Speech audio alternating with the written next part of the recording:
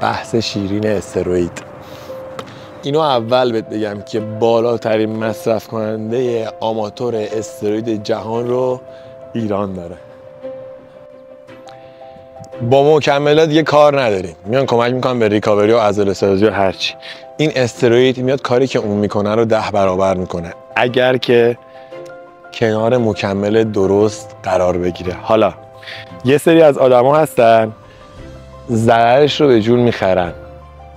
از ضررش بخوام بهت بگم، کسایی که بیشتر از حد که باید مصرف میکنن و اعتیاد به مصرفش دارن، یا کسایی که پاکسازی خوبی نمیکنن یا مکملای درستی کنارش نمیذارن، بعداً ممکنه با ضعیف شدن پوست و موهاشون همراه باشه و اینکه حتی ممکنه بعد از مصرف پوستشون ضخیم‌تر شه و بافت چربی بیشتری بیارن. حالا شما اگه میخوای این دارو مصرف کنی، این رو باید بدونی که با مصرفشون به ریکاوری و بالا بردن توده عضلانیمون کمک میکنیم به صورت غیر مجاز.